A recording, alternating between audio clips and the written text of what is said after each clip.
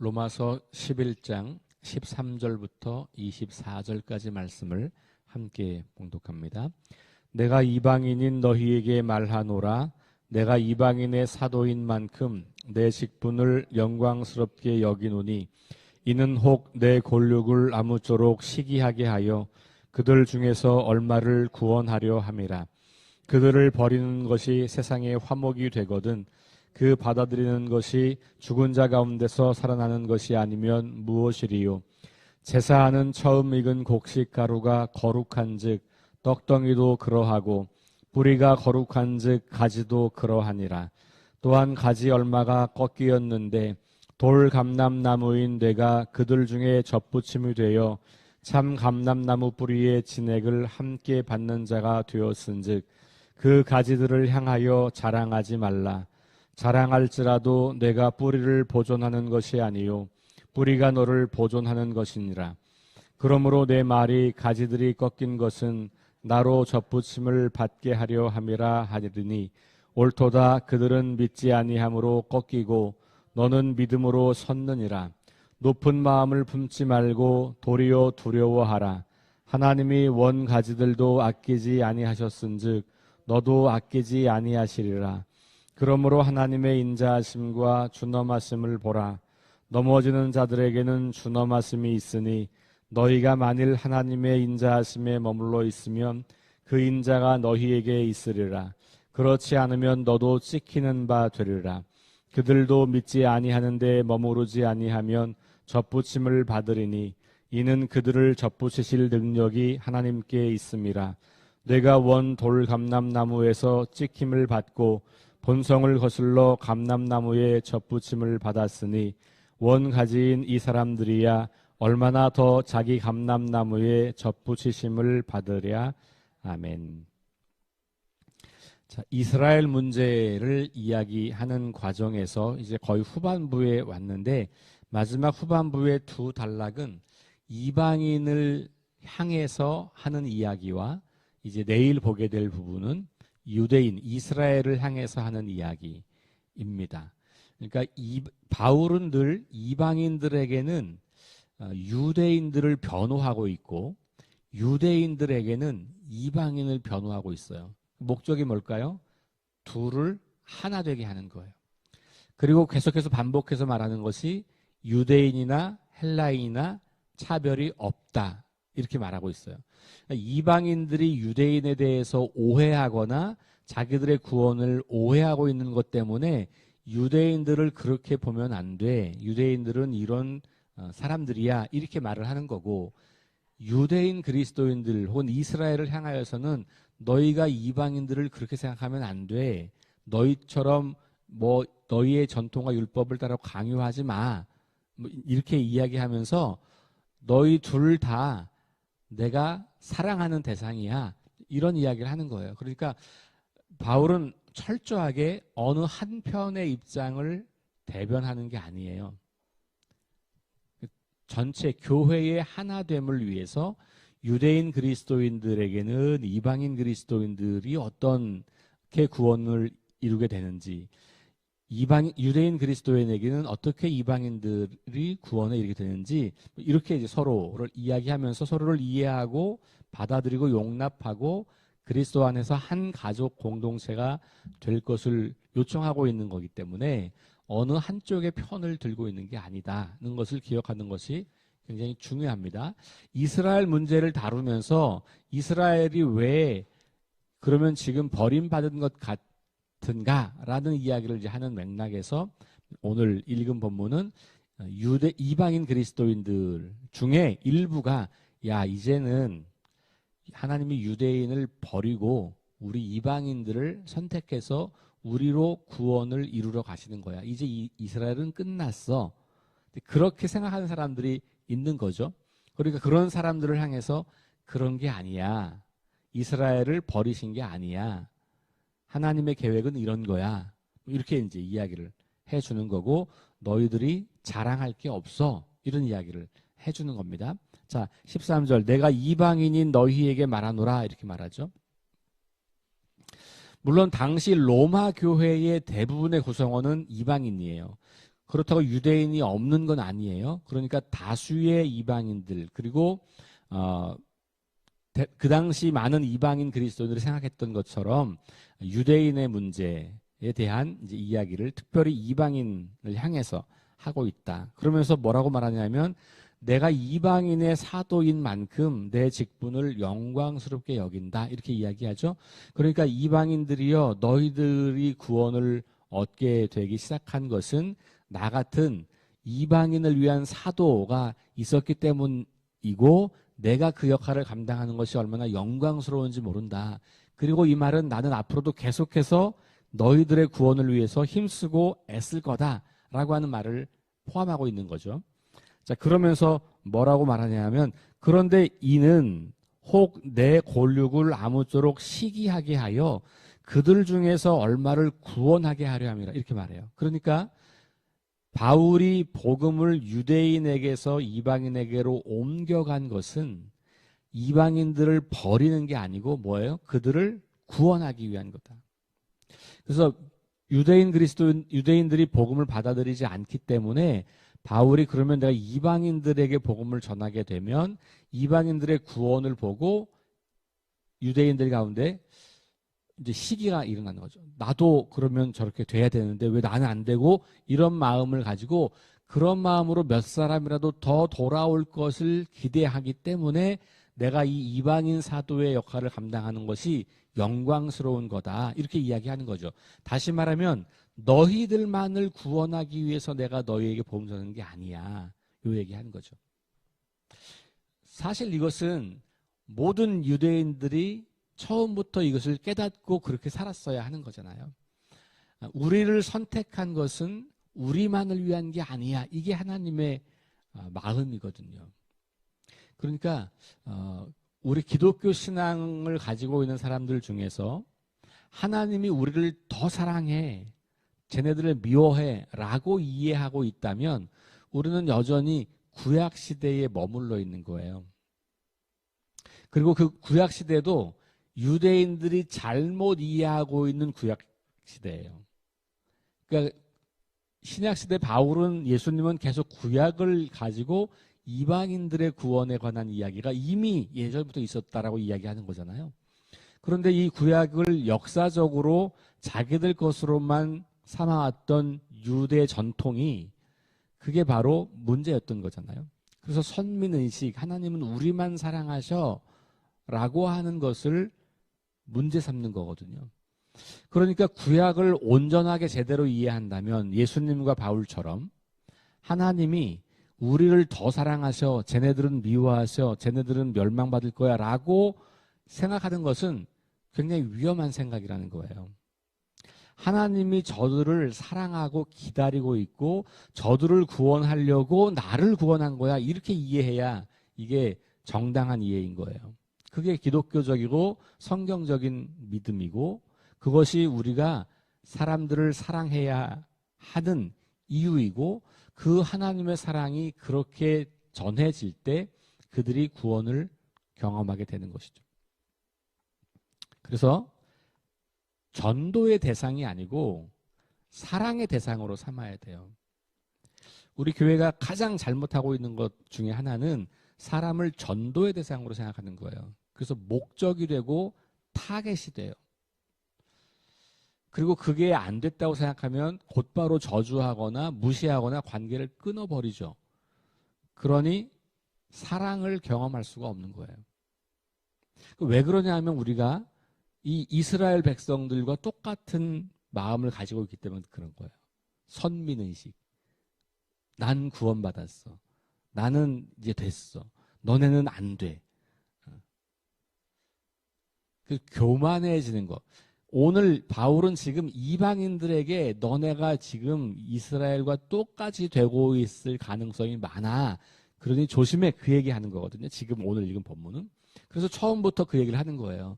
내가 너희들의 이방인의 사도가 된 것은 영광스러운 직분인데 그것을 통해서 이스라엘 백성들 중 얼마라도 더 구원에 이르게 하기 위한 거야. 그러니 너희들만 구원받았다고, 너희들을 하나님이 사용하시니까 너희들만 사랑하고 비교해서 다른 사람을 사랑하지 않아라고 착각하지 마. 그 얘기하는 거예요.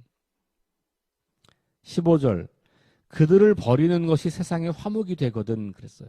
그러니까 여기 버린다고 하는 말은 앞에서 계속 나왔지만 완전히 버리는 게 아니죠. 잠깐 그들을 버리는 것처럼 보이는 거지만 그들을 버리는 걸 통해서 세상의 화목, 더 많은 사람들에게 구원이 전해지는 것, 그러면서 그 받아들이는 것이 죽은 자의 부활, 이렇게 연결되잖아요. 그러니까 보세요. 그들을 버리고 그 다음에는 그들을 받아들이는 거죠.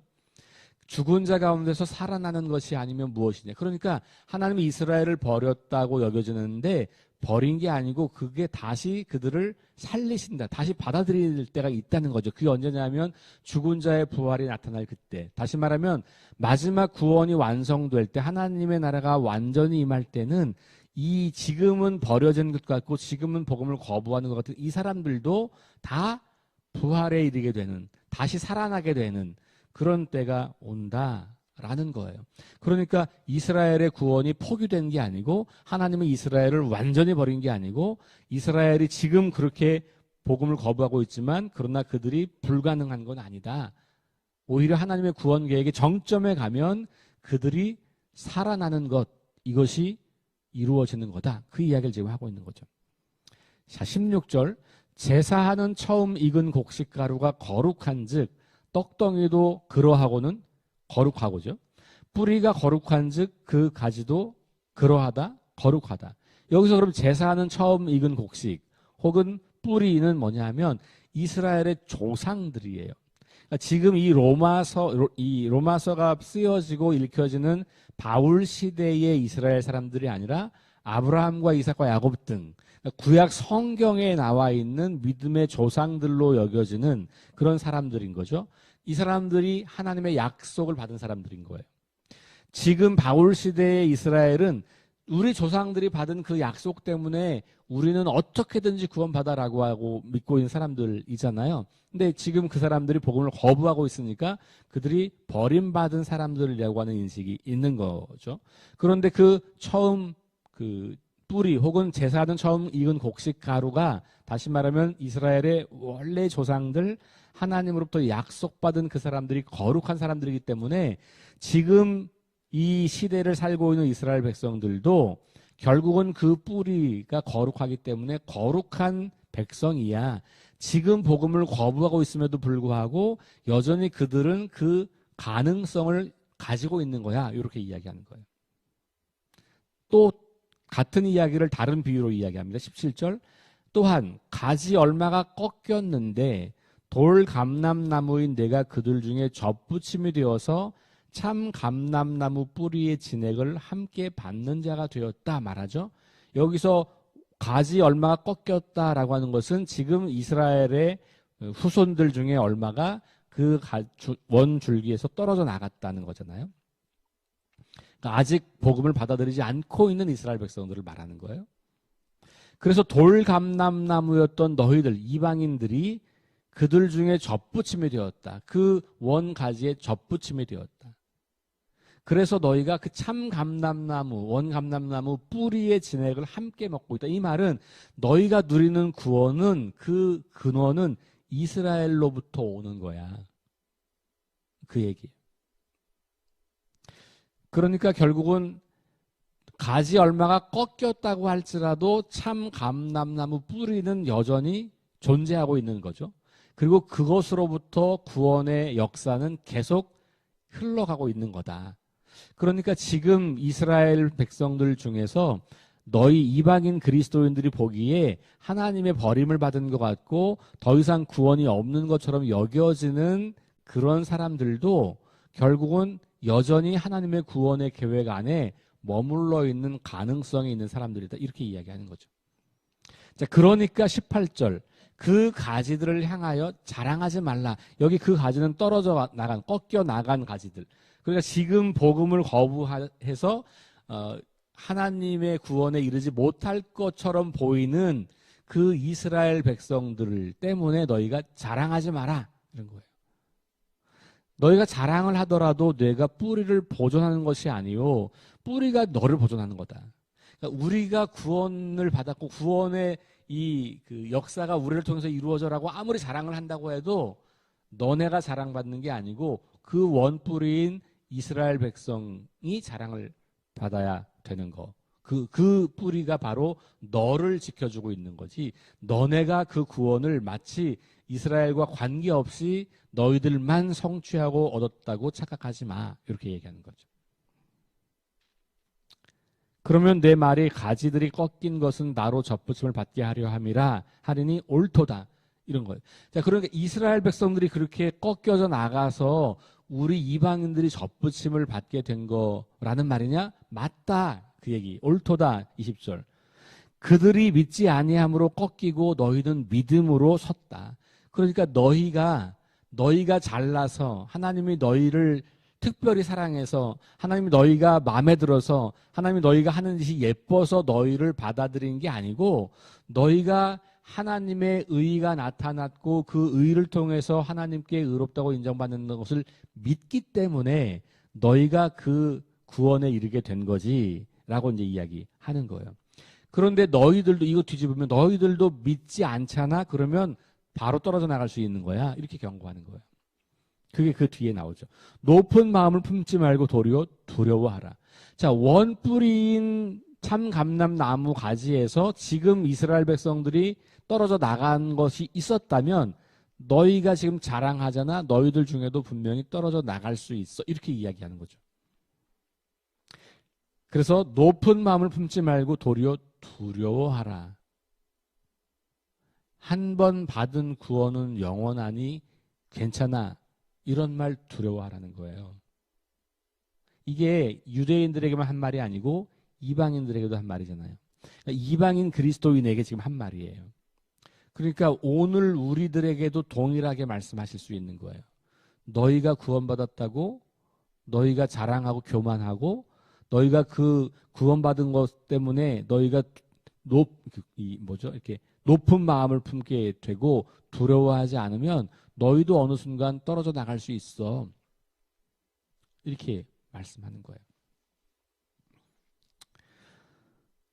하나님이 원가지들도 아끼지 아니하셨는데, 그죠? 하나님도 원가지 중에서 그렇게 믿음이 없고 믿음을 갖고 있지 않는 사람들은 그렇게 떨어뜨려 냈는데 하물며 너희들이겠냐? 이렇게 이야기하는 거죠. 너도 아끼지 아니하시리라. 그 말이죠. 자, 21절. 그러므로 하나님의 인자하심과 준엄하심을 보라. 이게 되게 중요해요. 두 가지. 하나님의 인자하심과 준엄하심. 지금 이스라엘 백성들은 하나님의 사랑과 인자하심을 받아서 믿음으로 구원에 이른 사람들이잖아요. 그러니 그들이 하나님의 준엄함을 못 보고 있는 거예요.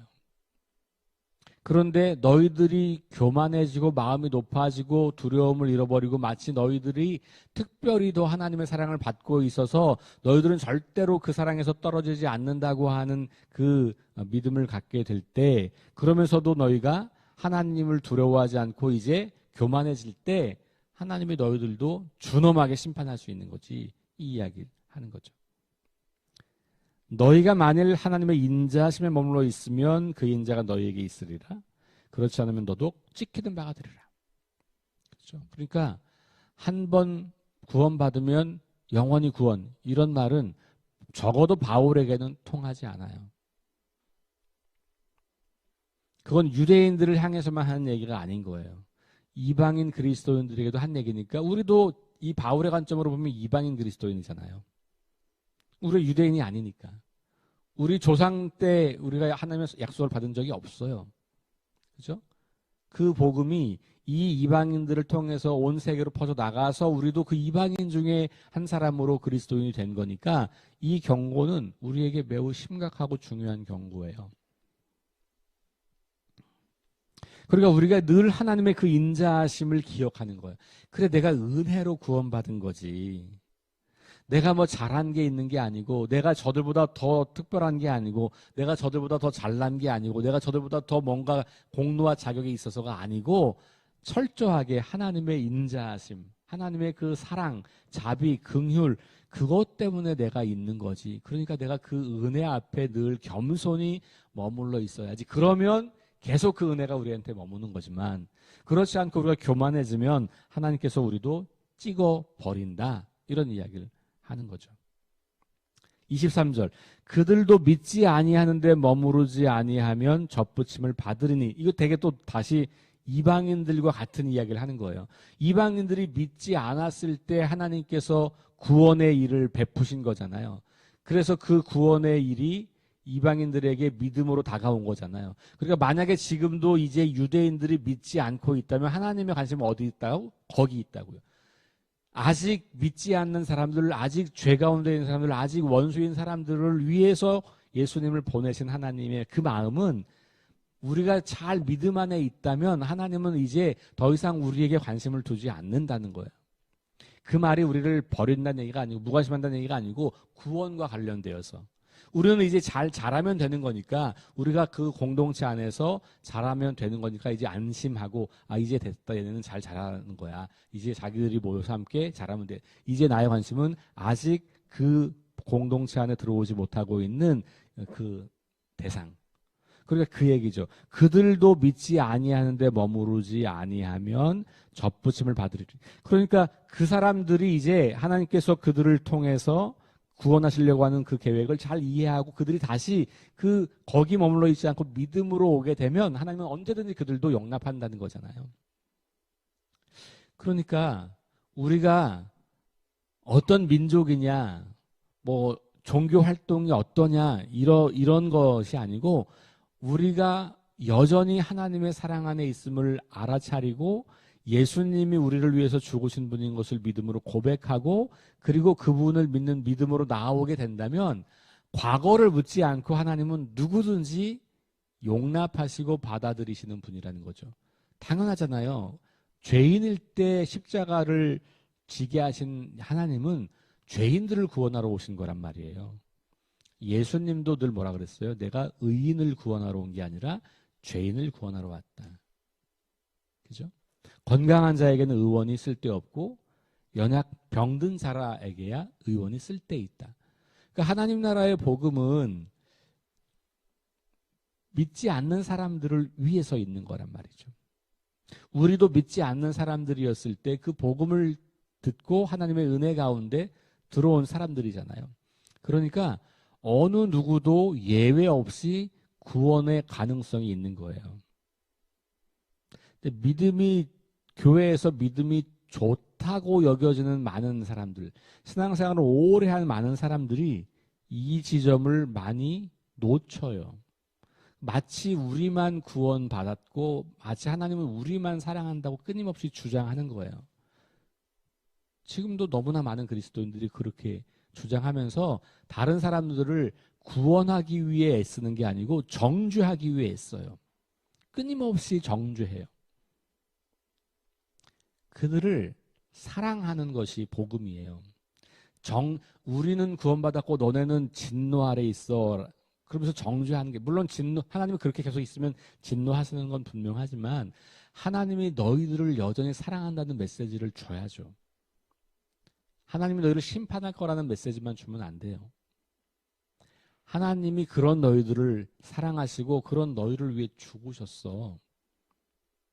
너희들이 돌이키기만 하면 믿음 가운데로 오기만 하면 하나님은 여전히 너희를 받아주실 거야. 그러니 우리가 함부로 지옥불을 선포하는 것은 위험한 일이에요.